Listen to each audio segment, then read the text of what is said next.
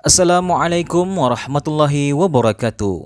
Alhamdulillah, Hashtag TV kembali lagi di hadapan Anda semua untuk memberikan informasi-informasi seputar dunia Islam yang mungkin belum Anda ketahui. Pada kesempatan kali ini, Hashtag TV akan membahas tentang penemuan-penemuan Muslim yang berhasil mengubah dunia sampai saat ini. Bahkan, di antara penemuan mereka, ada yang menjadi patokan dalam dunia kedokteran. Siapa sajakah mereka dan apa saja yang berhasil mereka temukan sehingga mampu mengubah dunia? Berikut ulasannya. Namun sebelumnya jangan lupa untuk klik tombol subscribe dan lonceng notifikasi agar Anda selalu mendapatkan informasi terbaru dari kami.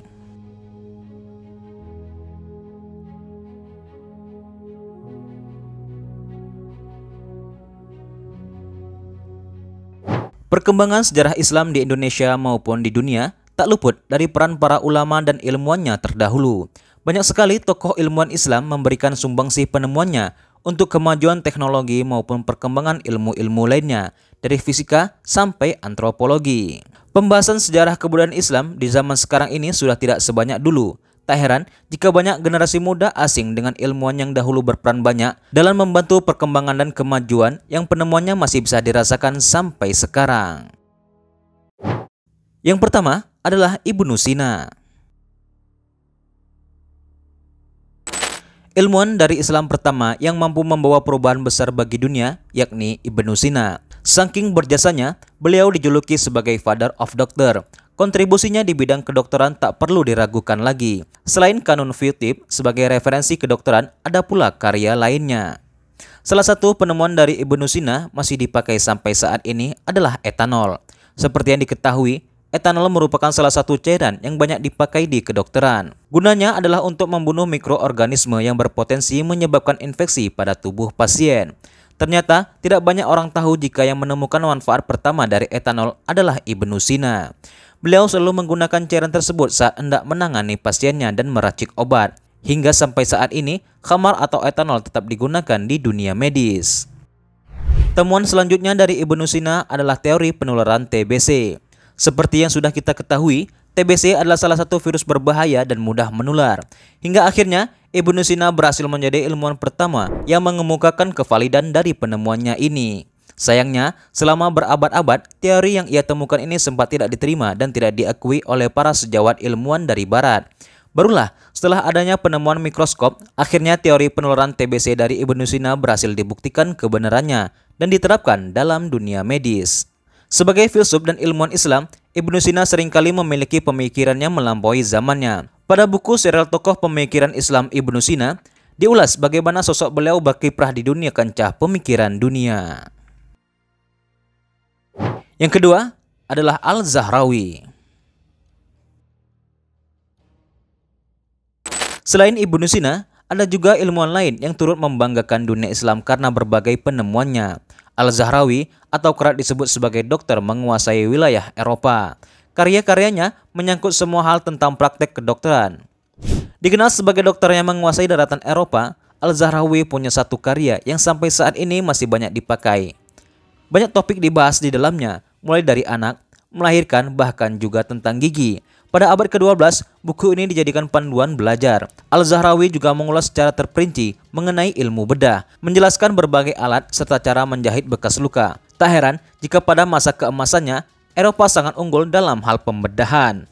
Dalam bukunya tersebut, dijelaskan setidaknya 30 jilid pembahasan berbeda. Yang ketiga, Al-Khawarizmi.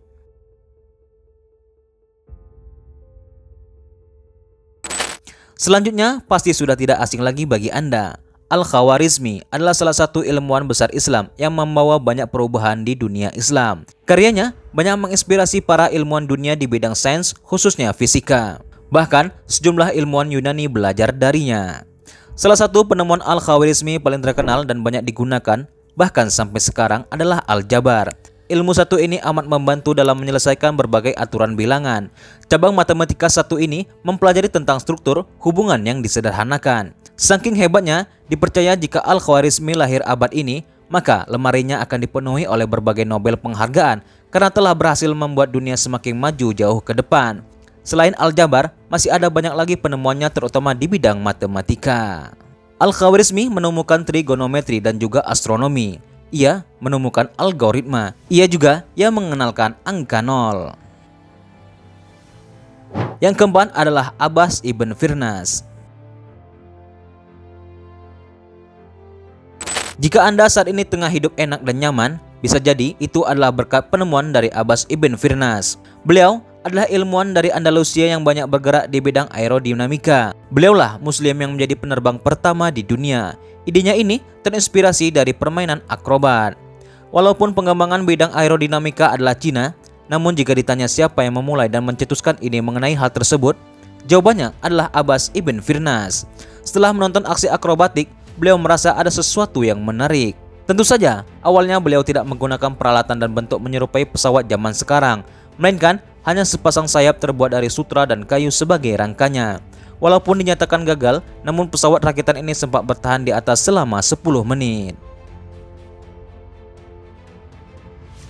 Yang kelima, Ibnu Al-Haytham.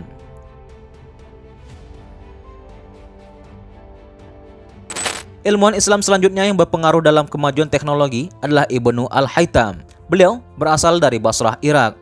Walaupun awalnya ia adalah pegawai pemerintahan, namun akhirnya Ibnu Al-Haytham menyadari jika bakatnya adalah sebagai ilmuwan baik fisika maupun filsafat. Karyanya terhimpun dalam kitab Al-Manzir, sudah diterjemahkan dengan judul The Book of Optics, terdiri dari 7 jilid. Di dalamnya ada berbagai pembahasan mulai dari teori cahaya. Beliau menentang teori Euclid dan Ptolemy tentang benda terlihat karena cahaya keluar dari mata manusia. Ia menunjukkan jika teori tersebut salah. Yang benar adalah justru cahaya yang datang kemudian terpantul dari objek tersebut. Cahaya lalu masuk ke mata, kemudian terjadilah proses melihat. Uniknya, karyanya ini ia keluarkan saat ia dipenjara di Kairo. Yang keenam, Ibnu Khaldun.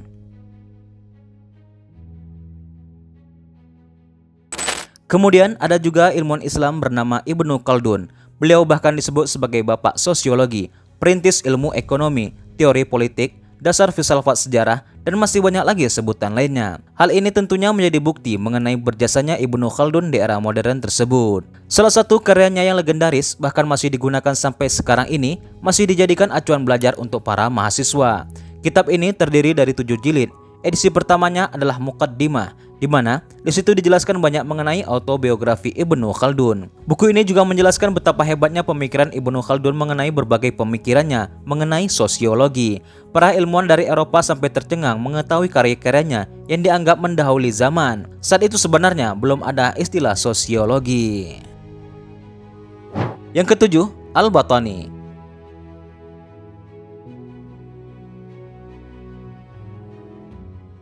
Al-Battani adalah seorang ahli astronomi dan matematikawan dari Arab.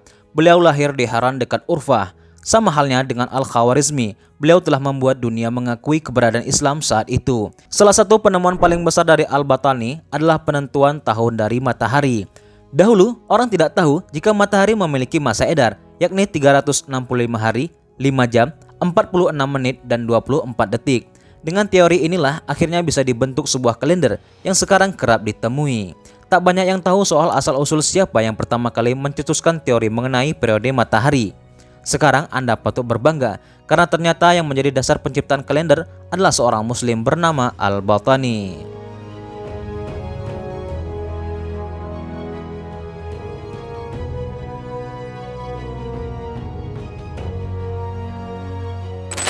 Itulah beberapa penemu-penemu muslim yang berhasil membanggakan dunia Islam karena penemuan mereka. Sebenarnya masih ada banyak lagi nama-nama hebat dari dunia Islam yang berhasil mengubah dunia hingga kita bisa hidup nyaman dan mudah seperti sekarang ini.